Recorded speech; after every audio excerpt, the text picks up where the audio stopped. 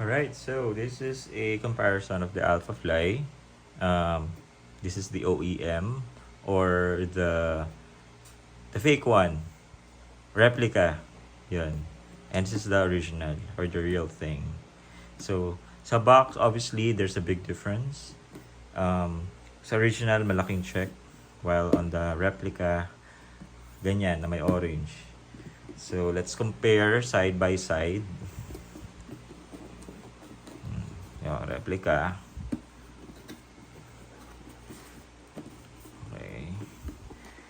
Ilalim. Okay. Dito.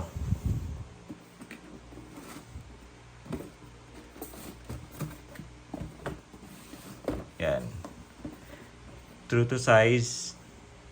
Pero ang malaki sa paa to, parang size 9.5 or 10. Ito, sakto lang. By the way, medyo masikip yung entrada niya pag susuotin. At sakto lang talaga sa paa. Pero kasi medyo malapad siya eh. Kaya ayos na din. Very comfortable. Okay. Now, yung loob.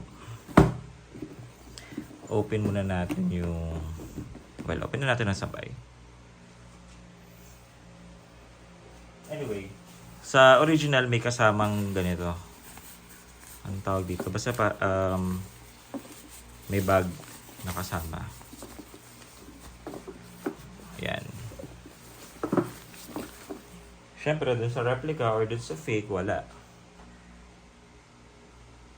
Nagamit ko na to, kaya may mga dumi-dumi na siya. Okay. Yan. Ano ba yung mga difference nila? Yan, kitang-kita nyo sa check pa lang. Sa color, they are almost the same. Like, same ng intensity. As in, mapipeke ka talaga. Pero, ang mga tinitignan kasi dyan, ito, the check itself. Sa shape ng check, dyan yung malaking difference. Yan. Ang check ng original, ganyan. Parang lang, para siyang boomerang na malaki yung na uneven. While doon sa OEM or AKA doon sa replica, yan. Tingnan nyo, ganyan. Tapos para siyang fish hook. Sobra siyang naka-curve. Hindi katulad ng sa original. Ganyan. Oh, ito parang 90 degrees lang. Ito parang sumobra. Transparency, mas transparent kasi ito eh, yung original sa material. Mas kita yung loob. Tsaka iba yung material niya dito. I'm not sure kung nag-register ng tama sa video. Pero yun. Lapit ko. Lagyan ko ng papel. Kung ialagay ko yung kamay ko sa loob. Dito. Masikip kasi yung nito eh. Hindi kasya kamay. Kahit kamay ko, hindi kasya. Mga running shoes eh. Talagang masikip yung dito. Pero yun. Kita nyo transparent siya eh. Nilagay tayo na ito na lang. Coffee. Pag nilagay mo siya dyan, ayan o, kita. While dito sa replica, I'm not sure kung makikita siya. Oh, hindi masyado. Compare ulit. Oh. And also, parehong 8.5 pero ito maluwag. Feeling ko parang 9.52. And if you notice, nilagyan ko ng mga bitak-bitak para hindi siya magmukhang fake masyado. Kasi sa original talaga, meron talagang ganito. May mga creases. kahit hindi mo pa nagagamit. Kasi sa Zoom X yan na foam. At saka, mas malambot siya, as in parang tumatalbog. Ito. Well, sa color intensity, yun, yung isa pang difference. Ito, medyo malamlam yung blue niya. Dito parang medyo blue-violet. Yun pa yung mga, para ma-determine ano yung original sa hindi. Oh, yung check itself, ito parang masyadong matinta. Ito, ganito. Oh, oh. Tapos, na-notice ko din sa original, meron siyang mga little beads like that. Ayan o. Kahit sa Ultraboost pag original na Ultraboost, may mga ganito. Yung parang may mga maliliit na bilog. And I'm not sure kung kita. Sa original, wala. Makinis lang siya. Ay, mali. Sa replica, makinis lang siya. Wala siyang mga bilog na maliliit. Ano pa ba? Siyempre, yung sa pagkaka-print, I'm not sure kung nag-register ng tama. Mas pulido siyempre yung sa original. At mas maraming creases talaga. Sa sintas, paano ba yung quality ng sintas? Halos pareho yung itsura nila. Pero ito, mas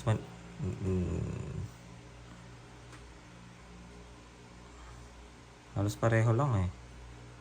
Pero mas manipis to. Pero mas stiff yung ano niya, feeling niya. Parang mas, ano siya. Ayan. Mas may tigas. Ito medyo flimsy. Color, pareho halos eh. Hindi ko na ma-discern kung ano talaga.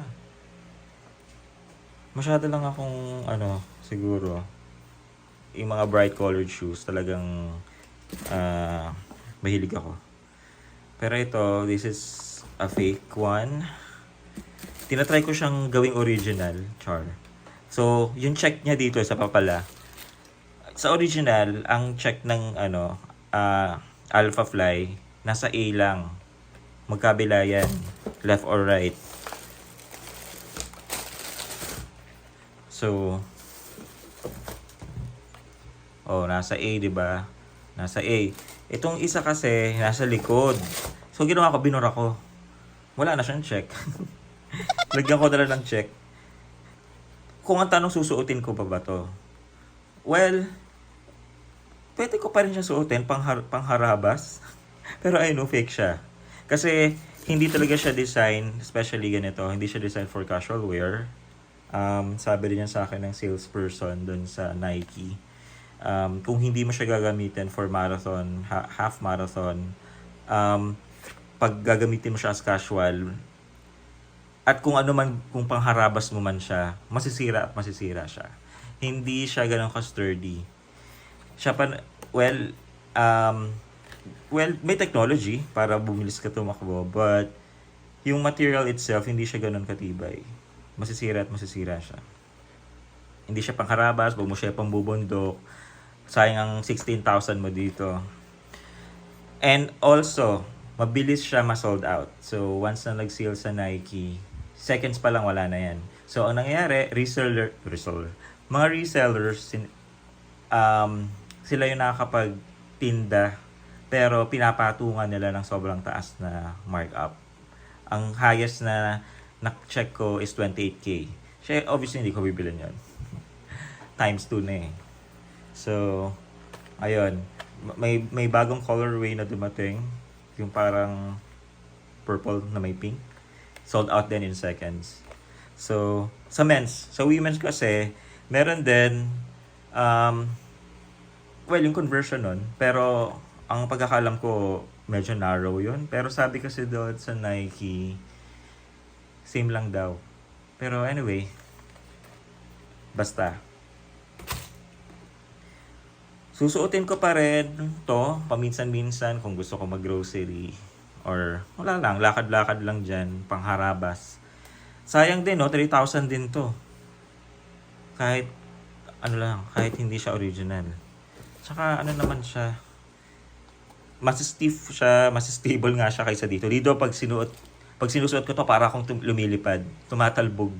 Ramdam mo yung talbog. Kasi yung fly plate niya, syempre, orig siya eh. Kumbaga, meron siyang push pag tumakbo ka, may pampabilis. Ito, plastic lang. Ayun. So, ganun lang ma-differentiate yung dalawa.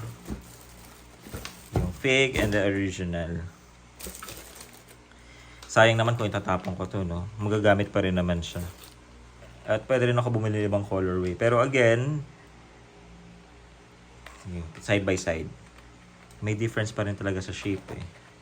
Pareho tong 8.5 pero mas mukhang malaki tong isa. Oh. Tingnan mo yung ano niya. Eyo.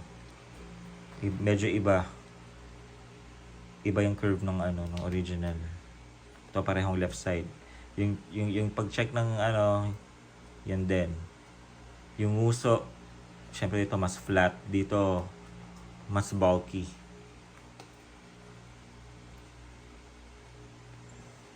Pero ano yung air zoom, dito hindi mabasa. Pero kung hindi trained yung mata mo for this one, mapepeke ka. Ang masama lang, may mga resellers na nagbebenta kuno ng fake pero ang price niya ay original. Parang syempre pag fake less than 3K lang 'yun. Alright, sana naka-help sa mga may interesado.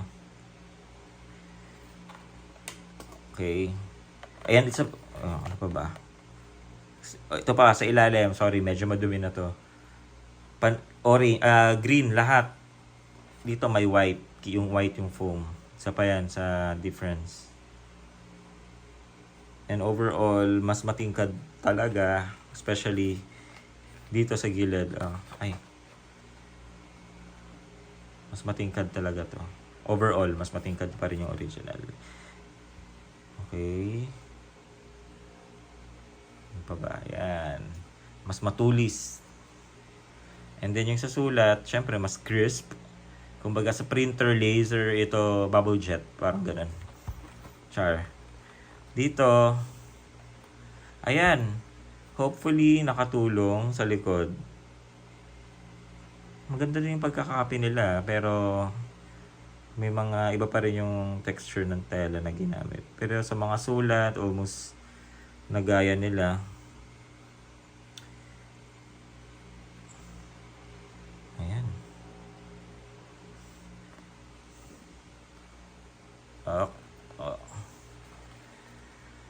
Mas masikip. Ito. Mas masikip.